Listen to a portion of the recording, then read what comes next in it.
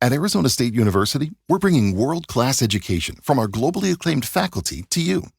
Earn your degree from the nation's most innovative university. Online. That's a degree better. Learn more at asuonline.asu.edu. Hey, guys. Hi. We didn't want to leave you without a dope beat to step to. We've been accused of that in the past, and rightfully so, because we often do leave you without a dope beat to step to. Many of you are saying, "Oh, what happened to the Shrill rewatch?" Get a grip. Whoa. Meagan, what happened to the Shrill watch is that we are bad.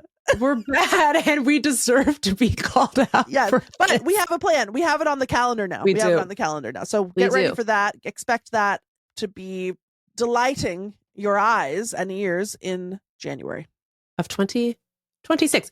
In the meantime, today is Thanksgiving, assuming you're listening to this on Thursday, November 27th. Yeah. And we will be back next week with a new episode refreshing our recommendations for being cozy in the wintertime. Mm-hmm. But in the meantime, we thought we would re-air the OG because everybody liked it so much. Yeah. And also because I feel like a fundamental element of coziness is the familiar.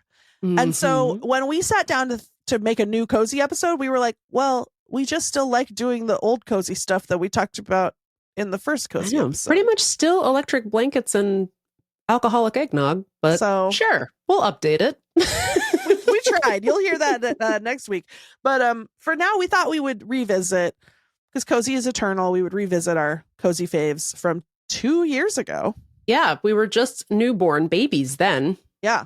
And you know what? I want to leave you, because we always want to leave you with the dope beat to Steve too. I do have one little piece of lore that you might like, which is that a few years ago, my family was trying to figure out if there was should we be doing something more to divest ourselves from big Thanksgiving, which has some dark undertones. So we had a family group chat going about it. Some people thought we shouldn't celebrate, or maybe we do it on a different day. We don't call it Thanksgiving, whatever. We were sort of going back and forth. And then my mother-in-law, who is, again, I've said this many times, but it may have been a while, but she's a true eccentric, one of a kind angel who I love so much. And this is not, I can't stress enough before I tell you what she said. This is not a reference to anything. No, this is not a reference. Not a callback to a previous. Not joke. To a family inside joke. or a cultural phenomenon.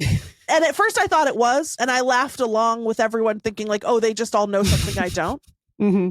And then later I sheepishly asked, and everyone said, no, that's just Mom. That's just Sue, baby. That's just the kind of thing she says. So anyway, she said, I know. She's so funny and cute. She's enthusiastic to the roof about anything. Mm-hmm. She goes, I know. What if we had it on Friday and we called it Bob Marley's Family Time? Yes, what if? Something for you all to consider as you're planning your alternative Thanksgiving programming. Maybe have it on Friday and call it Bob Marley's Family Time. And so we did. And so now we instead of Thanksgiving, we have Bob Marley's Family Time, and I think it's achieved a lot. We have decolonized successfully Thanksgiving. Yeah, well Bob done. Marley, good job with Bob Marley's Family Time. So Sue has not yet copyrighted it, so get into it. Imagine saying something as funny as Bob Marley's Family Time. I can't even try to imagine it. Impossible. And not as a joke. She was I think she was just okay, what's everyone likes it. It's peaceful and it's kind of cool. And but I don't know. I don't know. But she's right though. It is the right answer. We should have it on Friday, and we should call it Bob Marley's Family Time. She freaking nailed it. Whether today is Thanksgiving or Bob Marley's Family Time Eve for your family. Perhaps you're listening on Bob Marley Family Time Day. Perhaps. Or perhaps you're listening on Boxing Bob Marley Family Time Day, which is the day after Bob Marley family time. Whenever you're listening, please enjoy this look back at our original Cozy episode. Enjoy. Shopify's point of sale system helps you sell at every stage of your business. Need a fast and secure way to take payments in person? We've got you covered. How about card readers you can rely on anywhere you sell? Thanks. Have a good one. Yep, that too. Want one place to manage all your online and in-person sales? That's kind of our thing. Wherever you sell, businesses that grow with Shopify. Sign up for your $1 a month trial at shopify.com/listen. Shopify.com/listen. Nobody really likes turkey. I don't know why they picked that one. It's the worst of all the meats. It is the worst of all the meats. And that includes human meat. Oh my God. Nobody go to Cozy Giving at Lindy's. Text me back. Text me back. Text me back at once. Why won't you text me back? Text me back. Text me back, Megan.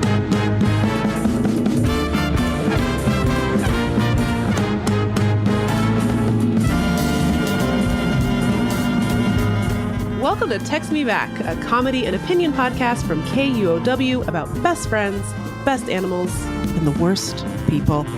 I'm Megan Hatcher-Mace. And I'm Lindy West. And this is a very special week here in the United States. It's a big holiday. The gateway to Christmas, some might say. And we are extremely woke libs.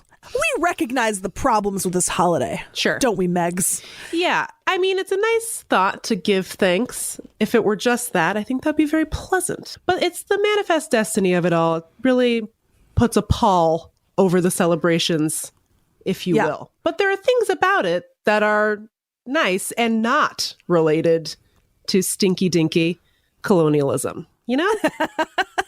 We can be cozy without platforming the buckle-shoed devils. As we've long said, this podcast has a strong anti-buckle shoe stance. We won't support them. Instead, Megan, what are we doing this episode? It's not the Thanksgiving episode. It's a new holiday that we've invented. We've just invented it. It's Cozy Giving. Beep, beep, beep, beep.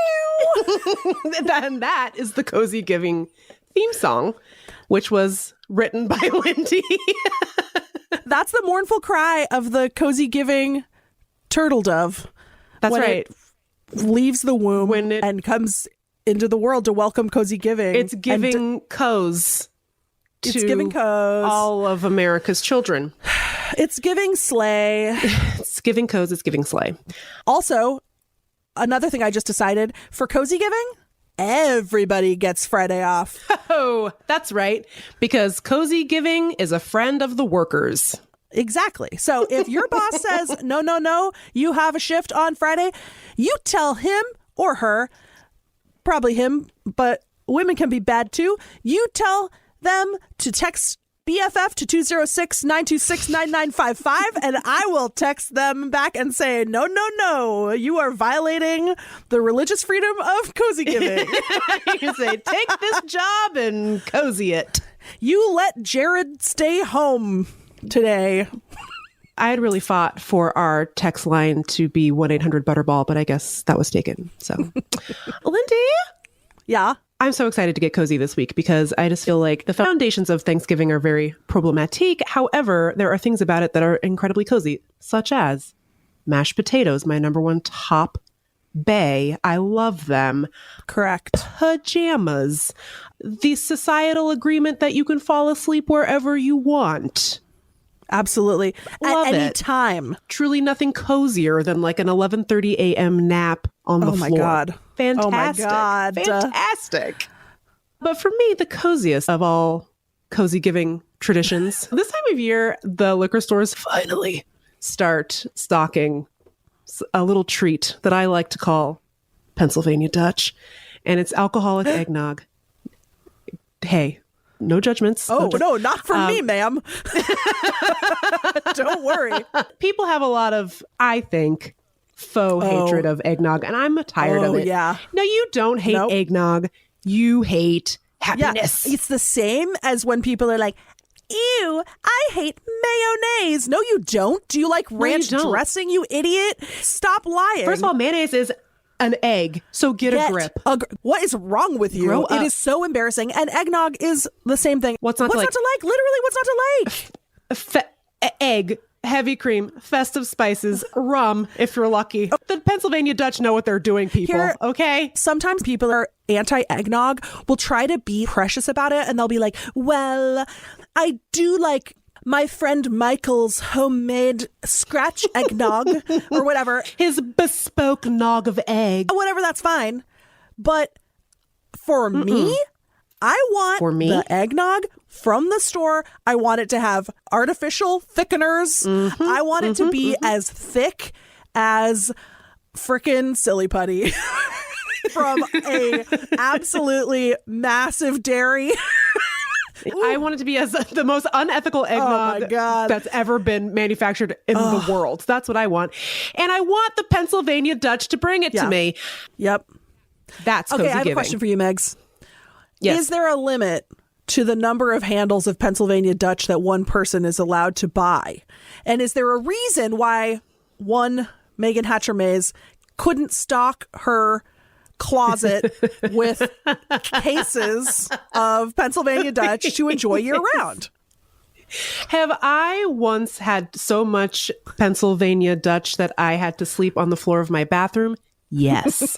And did we learn a lesson from that cozy giving year? Yes, we did, which is we stick to one handle of Pennsylvania Dutch per annum. Otherwise, you're going to the hospital because of your guts. You know what I'm saying? It's like not even the rum, by the way, that's doing it. It's the other stuff, but that's what makes it special. They should regulate it like Four Loko. Where is Chuck Grassley on this? We need hearings. Pennsylvania Dutch is so much more powerful than Adderall, and yet one is so tightly controlled and the other, they just have it. The pharmacist should keep Pennsylvania Dutch behind the counter. You should need a prescription. To the pharmacy yesterday trying to fill a prescription, and the pharmacist was like, absolutely not, you cannot have this. Not 18 inches to my right, because this is a pharmacy inside a grocery store, is floor to ceiling Pennsylvania Dutch. I'm not even joking. You need prior authorization for my antidepressants, but I can buy 79,000 gallons of Pennsylvania Dutch. I think we know what I'm going to choose. Yeah, actually, what am I complaining about? That sounds great. I know, you should just do that. So that's my go-to cozy giving vibe is a blankie, sweatpants, Scrooged, starring Bill Murray, and an enormous tumbler of Pennsylvania Dutch, and my insurance card. Just in case. All right, Megan, let me ask you a question. What kind of blanket you got there? Who's your blanket guy? I'm working with just a classic comforter in a bag situation from Target. So just a blanket that has no intrinsic power. Let me blow your mind and tell you about a kind of blanket that I like to get involved with around cozy giving time. It's called the electric blanket. So this is a blanket, Megan, that generates its own heat. It does not rely on your body to create the heat in the blanket cave. It's not just a device that traps your own body heat. It generates the heat. It cooks you like a little hot dog at 7-Eleven. And this is a blanket. It has a little wire running through it. And you plug it in and you turn it on and the wire gets hot, hot, hot. It seems very unsafe, but they assure me that it's legal and you probably won't catch fire. And it's legal in 48 states. It is incredible. Okay. Something about me, I run hot. I am always hot. Yeah. I am never cold. I was just going to say, there is truly nothing in this world I want more than to be an electric bee girly, because I love to be rolled up like a burrito, so cozy. But I am the sweatiest hog in the world. Straight up pig DNA. So sweaty from like April to December. It's a challenge because the feeling is intoxicating. It's like being in a hot tub, but on land. and you're not wet and you don't have to take a shower after. So here's what I do to get around that, because I am the hottest, sweatiest pig woman that's ever trotted the earth on my little porky trotters. I get in bed, I turn on the electric blanket. It has a timer, by the way, so you can set how long it stays on and then it shuts off while you're asleep, so you don't have to worry too much about bursting into flames. And I set it. I'm immediately too hot. So yeah, I open the window all the way open. It's not enough. I also, in the dead of winter, I have to have a large column fan that I have on high blowing directly on my face, purely so that I can enjoy the electric blanket. It's just, people don't understand the burden of being a pig woman. It's hard. I have some friends who are just like, oh, I'm always cold. First of all, shut up. And second of all, God, I wish I had that problem. It's like, oh, I had to bring a special shawl to my office because it's so cold. I've never been cold in my life. I have never been cold in my life. Once. I don't know it. I don't even have a coat. I have a hoodie. And by the way, I look fantastic in coats. I know. Don't need them. But now I'm really liking this idea if I just open up all my windows, bring the temp to my home down to the 50s. Yes. And then wrap myself up like a burrito on an electric blanket. Now we're cooking with gas. I love this. If you want an ultimate full body sensation experience, all your senses firing, coming alive, electric blanket, window open, fan on face, you're watching TV, you're eating spicy sweet chili Doritos, and you're drinking a Coke Zero. The inside of your mouth is burning and popping, but in a fun way. Yeah. Your body is like simultaneously sweating and cooling and being healed. I've never felt more alive. Yeah. And that, I think, in a nutshell, is the ethos of cozy giving. And then you're that's what this week is all about. Okay, maybe you're having a special cocktail that I've just invented, which is Pennsylvania Dutch with a Coke Zero float. That's not for amateurs. So if you're going to make the Pennsylvania Dutch Zero, just proceed with caution and have our cozy giving hotline at the ready. The number again is 206-926-9955. And a happy cozy giving to us all.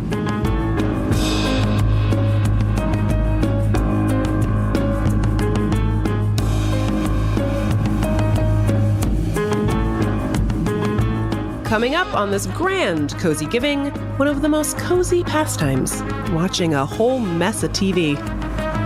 Our show is called Text Me Back, so we want to invite you to our group chat. Do you have any questions for us about your own friendship dilemmas? Maybe friendships with ghosts? Or just some personal tidings of your own? No song needed, but encouraged. Very encouraged. We want to include your questions and tidings on the show, so text us to join the Text Me Back text club. Text BFF to 206-926-9955. That's 206-926-9955. And even if we can't text you back every time, we pinky promise to read all of your texts and think about how to include them in the show.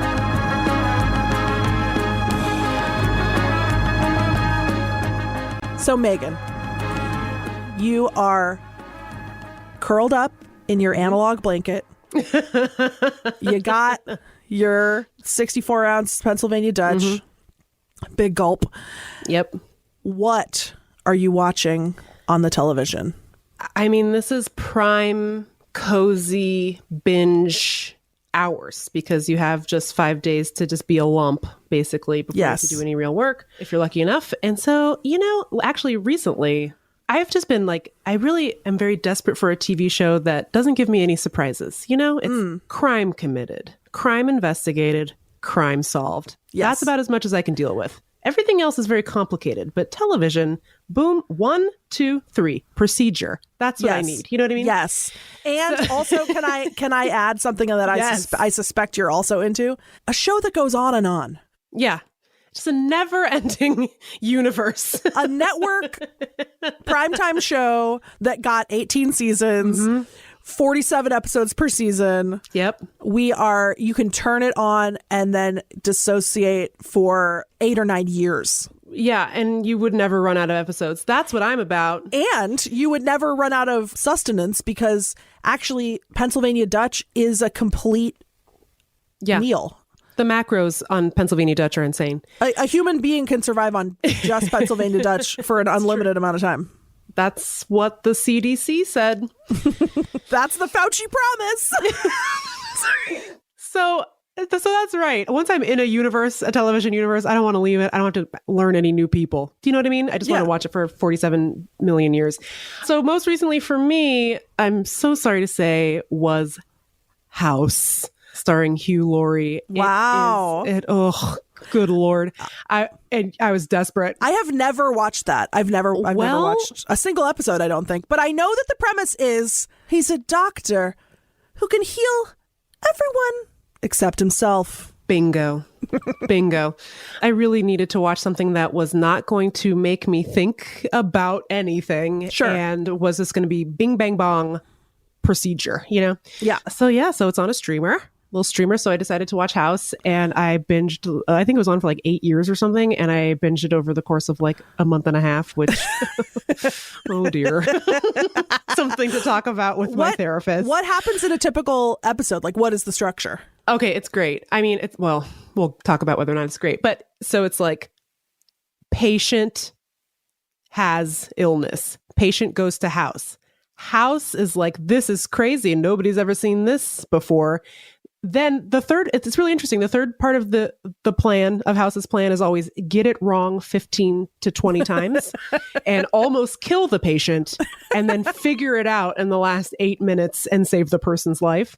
Out of like the 500 episodes, 480 of them was somehow they would always treat one illness that was wrong. And then once they figured out what the actual illness was, if they treated that, it would kill the person. So that's basically the structure of the show. Is it always Dr. House himself who figures it out? It's never one of his minions? Almost never, because the whole thing is they're stupid and he's a tortured genius. Right. Everyone but House is the dumbest idiot who ever lived.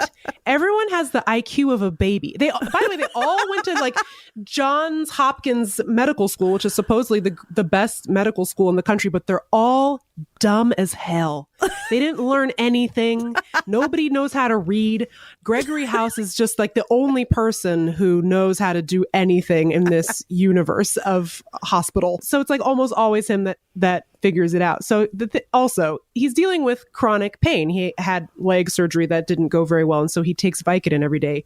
But it's not just that he takes it for pain management. He's addicted to Vicodin. So he will show up to work high and like work on patients while high. Great. And like the hospital administrator, Lisa Cuddy, is always like, well, what do you want me to do? He's a genius. Also, there's like just a lot of like, I don't think this is unique to House, but like just a lot of the casual racism of the early 2000s where it's like, he'll just be, because like Omar Epps is on the show and there'll just be like a throwaway line where House is like, well, you're black. And it's like, just like a lot of casual homophobia, the most amount of casual transphobia. Right. Because it's the kind of show where like things are ripped from the headlines. Yeah, let's throw this in. We don't know anything about it. Let's make a horrifically abusive storyline just for fun. Hey, make sure House like really violently misgenders the person and faces zero consequences. It'll be a great episode. It'll be groundbreaking. It's not that good. It's not like it's like, you know, a prestige drama or something. But I went and looked it up and it kind of was, I guess, at the time. Like they were like winning Emmys for the show. And I was like, why? The acting is not good. The storylines are intergalactically insane, and like everyone on the show is a racist. What the hell is going on? Did I stop watching it?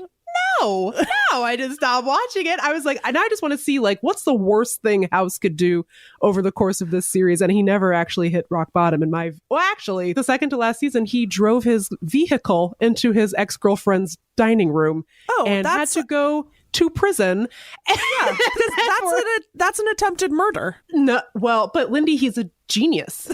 So I don't. What are you talking about? Said? Yeah, the judge was like, "Well, I would put you in jail for longer, but you're a genius." So he has to go to jail for a year, and then he gets out, and then he returns to the hospital to continue practicing medicine. I don't think they would let him. No, for sure. Because you know, when I was in law school and I was like working at a clinic with juveniles who got accused of like fair jumping, Yeah. They also got that same preferential treatment. Give me a break. Anyway, it was so ridiculous. I have to say, there's I think a 3-episode arc guest starring Lin-Manuel Miranda. Oh, which is the most meltingly cringy series of episodes you'll ever see in your life. And in these episodes, House at this point has agreed to be institutionalized to deal with his drug problem and his mental health issues. So he goes to like a mental health institution where Lin-Manuel Miranda is also a patient. And if you're wondering, hey, did Hugh Laurie and Lin-Manuel Miranda do a rap at the mental health institution talent show? The answer is yes, they did. Yes, they did. Yes, they did. Yeah, so tell me, doctor, what I really gotta know. How do I get better? Just do a talent show. Oh, well, I guess I'm just a mess. Yes, preach it to me, brother. A life of restlessness. But at least we had each other. Oh, we got each other. Oh, we got each other like two brothers from another mother. Duck and roll, cover Ward 6. okay, Patreon subscribers only. We don't have one yet, but what do we do? If you pay money, Megan and I will do the rap. Yeah, I'll do the rap. You can be Lin-Manuel Miranda and I'll be Dr. House. I'd rather die. Okay, so anyways, so that was like all, I was like, oh my God. When I was like, for my own mental health, I need to turn this off. Did I? No, absolutely not. Never. I'll never give up on a 10-season procedural. So what happens in the end? Oh man, before I get to that, and I think my favorite episode is fetal position. The plot of the episode is an older woman, a 40-something-year-old woman, is pregnant and she's having, complications. And they determine that her baby is making her sick, I guess. Like her pregnancy is like making her have strokes or something. Uh-huh. And House is like, there's nothing else we can do but do an exploratory surgery of your fetus. Will it kill you? 99% chance it'll kill you. And the lady's like, yeah, well, that sounds good. Yeah, let's do that. And so they do an exploratory surgery. And oh my God, this episode.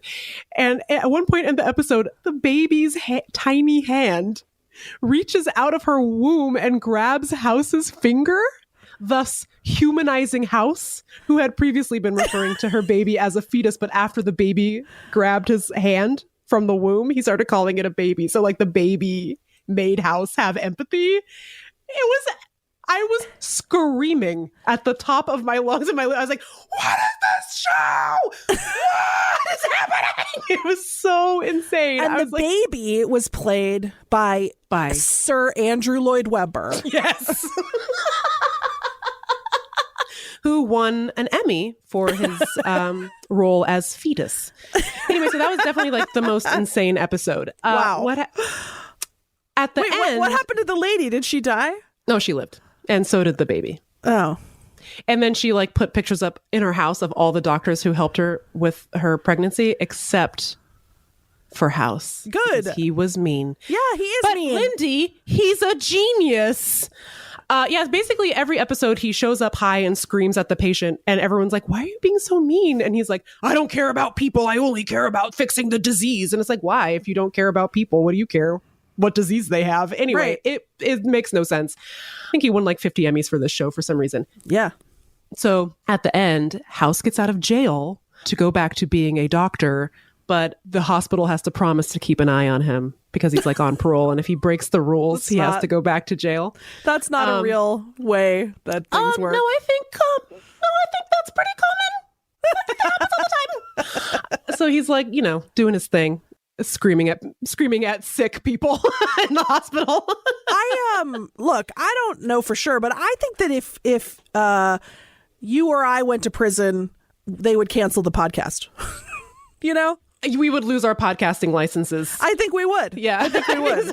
Yeah, I think so. Not Dr. Gregory House, MD. Maybe you should be more of a tortured genius, and people will give you special little gifts. Like the ability to practice medicine on people that you hate.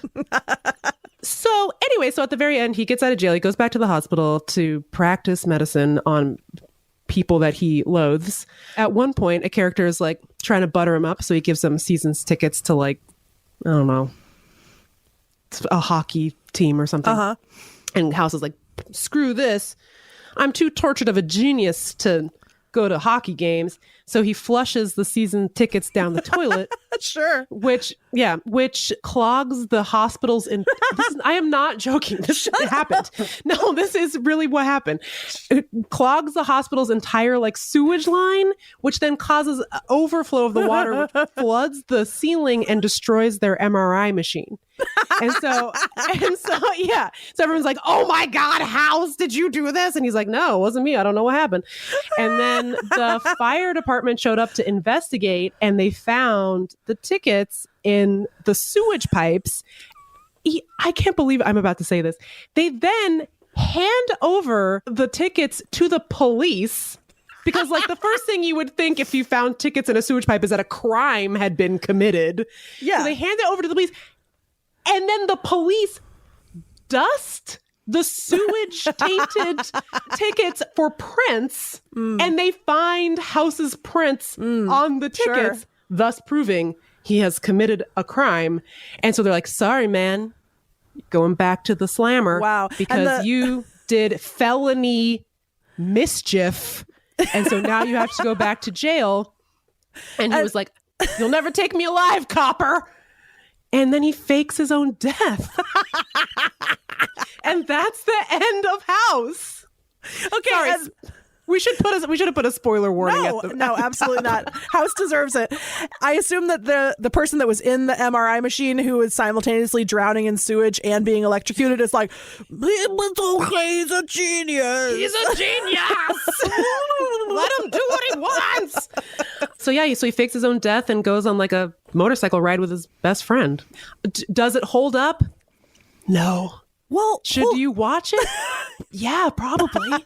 It's insane. Every single episode, I was like, oh my God, what's he done this time? Okay, and they were leaving the door open for a reboot. Well, there's rumors. Oh, no. That it might get rebooted. And I was like, how?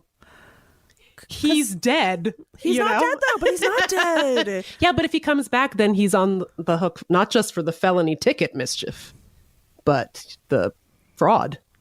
Is it illegal to fake your own death?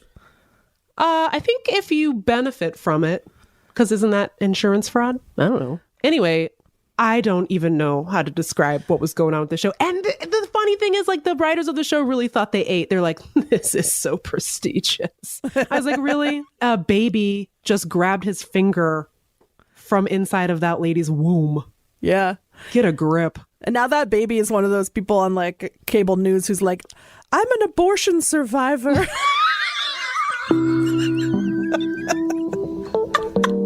That's right. That's right.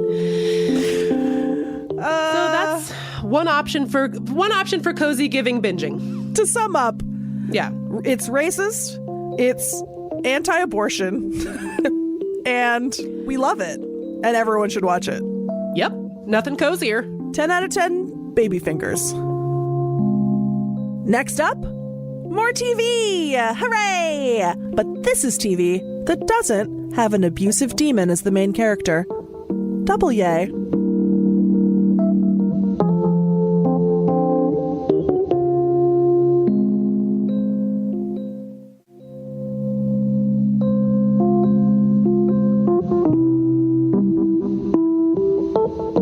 All right, Megan, so as we've established, you are binging House in honor of Cozy Giving. I sure am. I will not be following you down that stony path. I will not be watching House. What? Nope.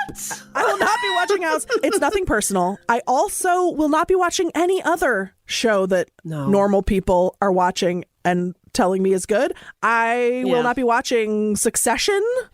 Oh, no. I can't escape the Succession people. I know. I watched a single episode of it and I was like, I'm good. I don't think I need to watch this. The spirit of Cozy Giving is that you need to be able to watch something so stupid that if you fall asleep, you won't miss anything. It's not cozy for my mind to watch television shows that have won Peabodys or whatever. You know what's the opposite of cozy, Megan? Stressful. Correct. And I feel like every prestige drama on Max is stress to the max. That's why they call it that. Someone told the TV execs that stressful equals fancy. Wrong. And This is what they've done to us. We don't get a moment's peace unless we retreat into Dr. House's operating room. And my current favorite cozy watch, a little number called Time Team. Tell me everything. It is a beloved program in the UK, and it's about archaeology that aired from 1994 to 2014, and it's about a team of archaeologists who solve history's mysteries. Using digging shovels. I want to say that I love watching Time Team while awake. And here's why it's great for cozy giving. I also love watching Time Team while I'm asleep. Yes, we love a day to night binge. At the beginning of every episode, a different kind of British person calls them up with an archaeological mystery. British person. So they'll call up the Time Team and they're like, oh, beep, boop, boop, 999. Time Team are first responders in England. Yes, and they're like, hello, I've got a Time Team emergency. Oh, God.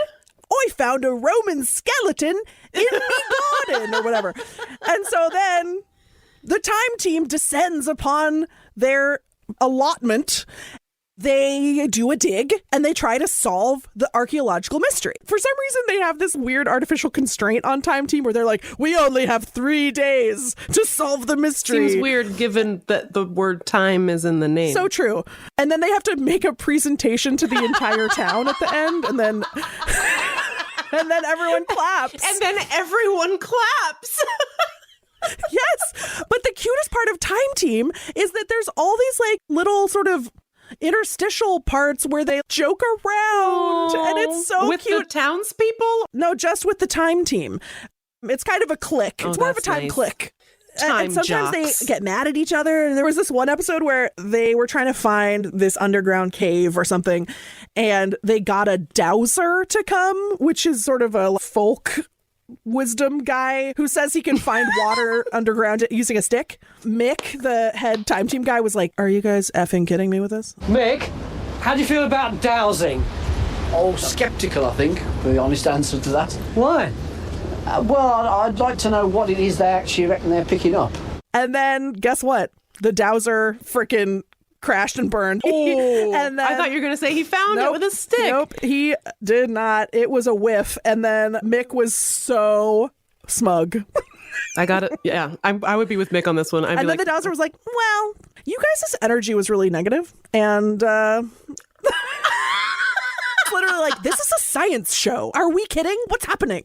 But anyway, whether you succumb to the Sandman or not, and you drift off, and then sometimes you wake up at the end when everyone's clapping, and then that's nice.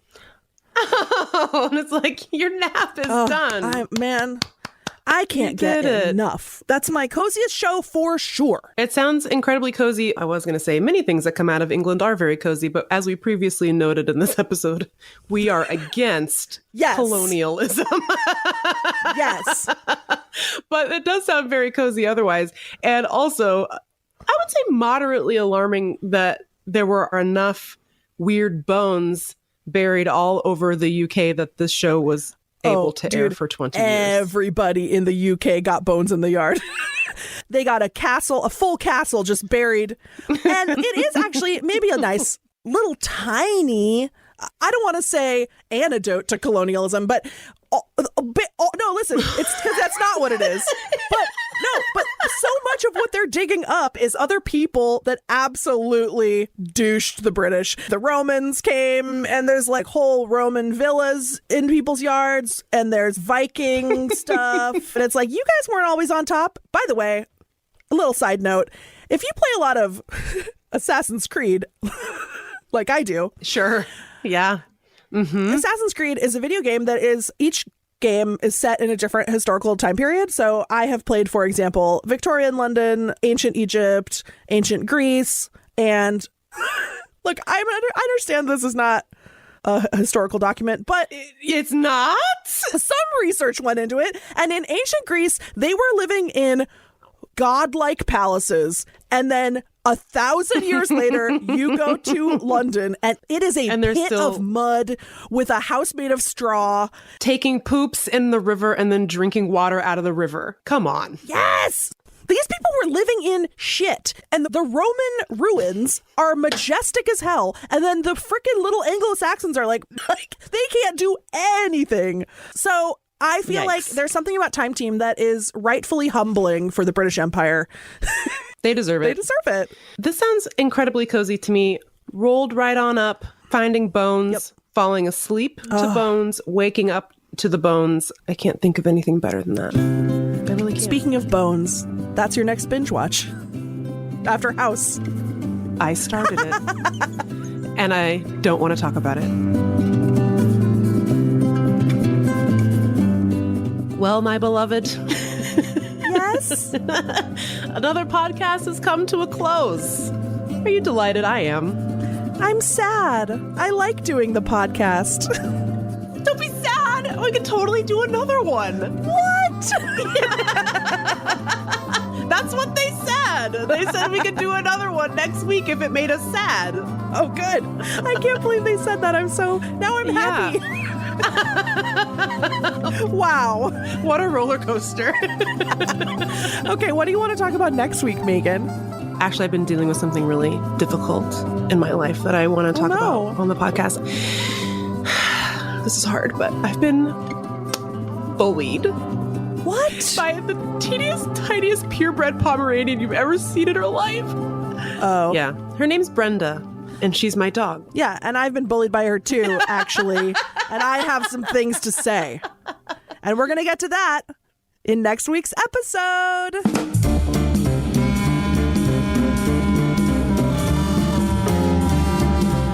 Thank you so much for listening to Text Me Back. You can find me on Instagram at @TheLindyWest. And you can find me at Important MEAGAN. If you like the show, please tell your best friend about us, and please rate and review us. It helps people find the show. Text me back. Text me back. Text me back. Text me back. At once. Text me back. At Arizona State University, we've made online education better, smarter, and more personalized so you can go further in your aspiring field. I decided to pursue medicine once I realized that ASU did have the online program for biological sciences. You're still required to learn the same curriculum. You're still being tested on the same content that anyone would be tested on in person. The comprehensiveness of the program prepared me so well for medical school. Explore over 350 plus programs at asuonline.asu.edu.